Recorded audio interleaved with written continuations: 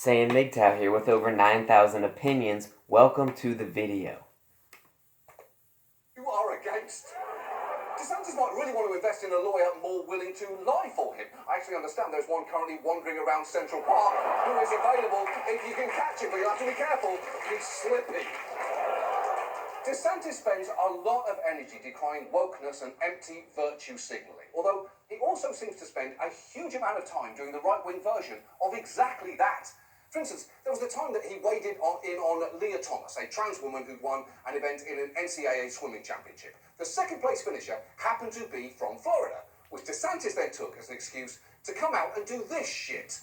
If you look at what the NCAA has done by allowing basically men to compete in women's athletics, in this case the swimming, you had the number one woman who finished was from Sarasota. We're going to be doing a proclamation saying that Emma is the best female swimmer in the 500-meter freestyle because she earned that. Okay, aside from being fucking gross and awful, to be very clear, Desantis doesn't have the power to declare or disqualify winners in college sports, rendering that proclamation completely pointless. But since men in suits seem to be using their platforms to invalidate past athletic achievements out of pure spite, I hereby declare that by signing this, Ron DeSantis' Little League team, the Swinging Neutrals, did not in fact ever make the Little League World Series. Instead, his team's place will from henceforth be taken by the Season 6 cast of RuPaul's Drag Race. I declare it.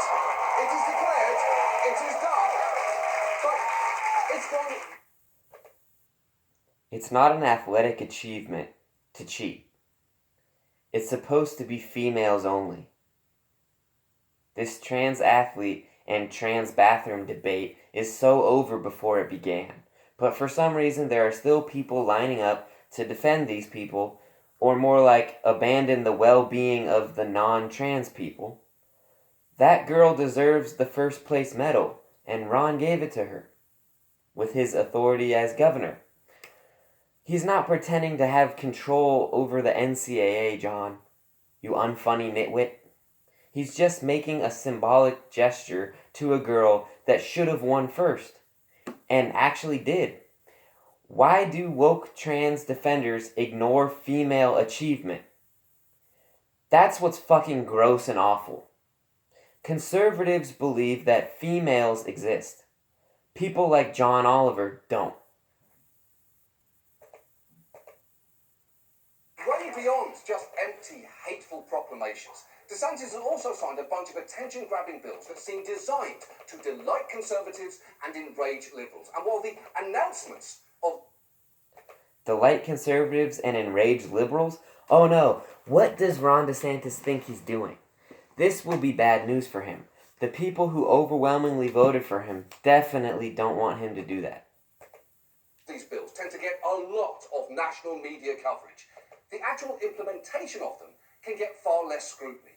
Take DeSantis' so-called anti-riot law, which he passed following the Black Lives Matter protests in the summer of 2020. That law, among other things, strengthens criminal penalties for those deemed rioters at demonstrations. And he loves to brag to conservative audiences about just how mad it's made people. And I have to say, brag a little bit, our anti-riot legislation was recently criticized by the United Nations, so I wear that as a badge of honor. Okay. What does the UN do exactly? Did they stop the war between Russia and Ukraine? No. Have we freed the North Korean people yet? No. Have they stopped constant violence in the Middle East? No. During COVID, were they on the side of freedom and logic? No. Rioters should be legally considered rioters. Who cares what the UN says? Being chastised by the UN isn't innately positive. What other admonitions would fill DeSantis with a misplaced sense of pride? I was also criticised by the Holocaust Museum. Lego called me a scumbag, and Malala Yousafzai said she punched me in the throat if she ever got a chance, so I wear that as a badge of honour. But it is not just the UN that had a problem with that law. A judge issued a preliminary injunction blocking the key part of it from being enforced, arguing that it could effectively criminalise legal protected speech. Rioting and legal protected speech are not the same thing.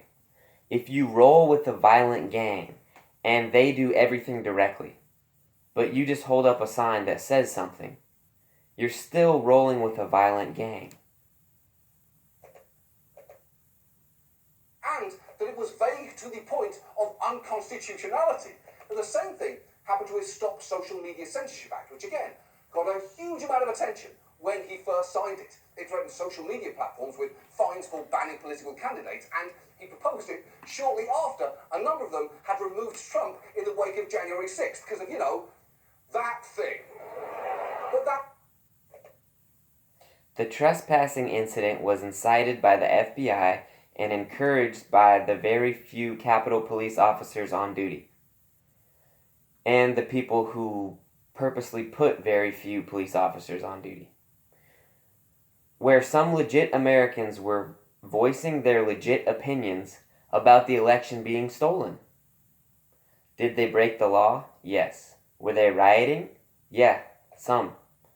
But just like I said, if you're rolling with a gang, you're in the gang. But this gang didn't kill anybody directly. This gang was also just walking peacefully through the halls, in part. Should they be charged with something? Yes. But the right president would immediately pardon the peaceful ones because the riot wasn't that bad and the message behind it was an American duty to get out and protest the stolen election. Like, they stole the election. Was it good? No. But it sure as heck was not an insurrection. It was a baby riot and a peaceful trespassing incident. The George Floyd protests had peaceful marches. Then later at night, there was full-blown riots in the streets. Desantis wants to have power to hold people accountable who riot. It's odd how people like John can be supportive of Black Lives Matter riots while hating on January 6th baby rioters. I think they were both bad. That's just me. That law is also under a preliminary injunction from a judge who at one point told the DeSantis administration's lawyers, I won't put you on the spot. Oh, I'm supposed to stop there. Sam McDowell here with over 9,000. Thank you for watching the video.